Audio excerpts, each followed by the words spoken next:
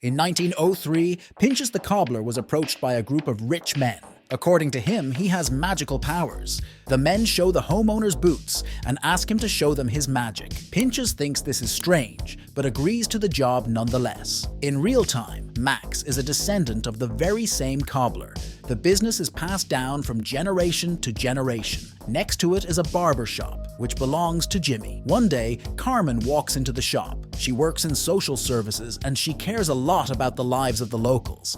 Big corporations have started buying out the building, but even when the tenants are against it, they still get kicked out. To stop this from happening again, she has prepared a petition. Max is obviously not interested in these problems, but he likes Carmen and signs the petition. A man comes into the shop on a new day. He asks to have his shoes shined in a rather rude manner. Max notices the watch. The man starts bragging about his watch collection, which is 3 times the price of this watch. But when it came to payment, the $4 seemed like a lot. Before leaving, the man gives up his shoes. The sewing machine goes out of order. For this case in the basement was spare equipment. A little while later, Jimmy comes to visit. He tells me that he told his father to sell it all, but he always refused. Approaching the time of closing the shop, but the client still does not appear. And then it occurs to Max, what if he put his shoes on? He instantly turns into Ludlow, but when the shoes are off, he takes on a normal appearance. Max closes the shop, picks up his shoes and tries them on again. Max turns into Ludlow. The shoemaker wondered what would happen if he put on different shoes, but this time, he didn't turn into another person. Max remembers that it started after using the machine in the basement. After fixing a new pair and putting on the shoes, Max changes his appearance. In his desire to try on most of the boots, he turns into a zombie. Since these shoes belong to a dead man, what if he tries on the shoes? Max tries to test his assumption but removes his hand. A new day is dawning. A famous TV reporter, Danny Donald, comes into the store and gives his business card. At the same time, an old man walks in on Jimmy. He's curious about the opening hours of the barbershop and calls him by name before leaving. It's actually Max who's playing a prank on his friend. There are a lot of new people bringing boots in for repair today. Max wanted to feel himself in the body of a Chinese man to his surprise. The accent is also transmitted. A little later, Max starts eating in expensive restaurants, and in order not to pay for the food, he changes his appearance in the toilet. When he sees a man coming out of a rich house, he orders him to hand over his shoes. Before going to bed, Max visits his mother, and her conversation reminds him that his father's shoes are in the wardrobe. A new day comes. A girl comes to the shop with a request to fix her friend's shoes. Max couldn't help but take the chance and turns into her friend. At the bar, a girl who saw his performance approaches him. Max has no idea what she's talking about, so he can't keep the conversation going. On his way home, Max miraculously notices the owner of the shoe and the number of the flat where he lives. He calmly enters the house without realizing what awaits him. The whole show is ruined by the realization that the shoes cannot be removed, and Max immediately runs away. Tomorrow, he meets Carmen again. She takes groceries to the elderly people and reminds him that she would be happy for Max to join their team. Max puts on his new shoes and goes to Carmen's office. That's the day he fixes his father's old shoes and puts them on. Turns out he's still alive. In this guise, he visits his sick mother and they have dinner together. But tomorrow begins with the news of her death. Jimmy asks not to be sad, he was a great son, and if he has little money, he will help with the bills. Max refuses, because why help him if he himself has never done anything for him? And then he goes back to work. Ludlow is waiting for him there.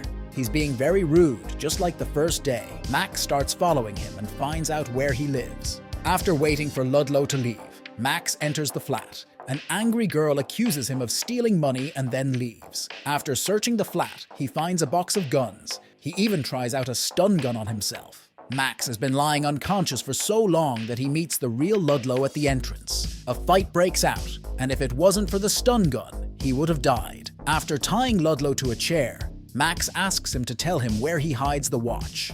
Ludlow doesn't want to answer, and then a special person enters the room. This forces Ludlow to give up his stash. Suddenly, bandits knock on the door. They, along with Ludlow, are supposed to pick up $50,000. Max is not going to miss this opportunity and takes on a new identity. It turns out that Ludlow is the head of the whole group, which is going to eliminate their victim. But to their surprise, the boss asks them to stop and let the rat face go. Then they arrive at the rendezvous point. Elaine's woman says that if he doesn't complete the task, he'll be in big trouble. Back at the flat, Max is attacked by Ludlow. The cobbler takes off his boots much to Ludlow's consternation, from which he accidentally stabs his neck with his heel. Tomorrow, Max goes to the police department to report the crime. The detective finds Max's story strange, but to be sure he is telling the truth, he asks to be taken to the scene of the murder. To Max's surprise, the body is missing, just like the duffel bag. Back at work, he notices his belongings and wants to return the money to the owner. Jimmy asks him not to hurry because Max's father used to behave the same way, and then he disappeared. And if he didn't, evil people would come after his family. Max doesn't understand why he didn't tell the truth, but that story doesn't stop him from going back to Elaine and getting all the money back. As a reward, he gets a blow to the head. Coming to his senses, he hears the bandits discussing the arson of the whole neighborhood, and when they turn around, they are greeted by a zombie. The bandits immediately crash into the building. Witnesses come running to help, but immediately run away at the sight of the zombies. That was the last straw, so Max hides the sewing machine. It turns out Carmen is helping people whose neighborhood is about to burn down. He tells the girl the news, and they go to Solomon's house. He thanks her for the warning, but he's too old. His whole life has been here, so let it end here then. Max asks where his daughter lives and his shoe size so he can come to meet her in person. He asks Elaine for $100,000 in cash and a ticket to Chicago. Elaine agrees, but on the condition that he be accompanied by her man. Closer to nightfall, the men with the money knock on the door. Max asks them to take off their shoes and go into the house. During this time, the shoes are stolen. An hour later, Ludlow approaches the house. One of the bandits pulls out a gun and follows him, but it's Brian who finds his partner. Max quickly knocks the man out and calls Elaine.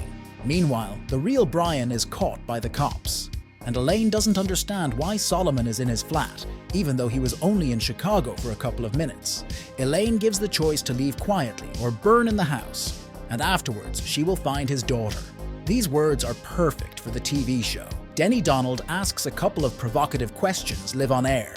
Elaine tries to pretend she didn't say anything. Denny offers to rewind the tape in case she forgot. A couple of days later, a shower girl comes into the shop. Max gives her shoes on the house. Carmen comes in after her as her shoes are broken. She's surprised Max managed to fool the mob. She invites him to a romantic dinner, but before he does, Max goes to Ludlow's girlfriend and gives her all his money. That was a big mistake, because on the way out, Ludlow was met by a rat face. In gratitude for letting him go, a quick death awaits him. Suddenly, a lorry crashes into the car and Max moves into the barber shop. Opposite sits Jimmy, and he asks to eat a pickle. It will help control his strength with the constant traveling. He's the one who got rid of Ludlow's body.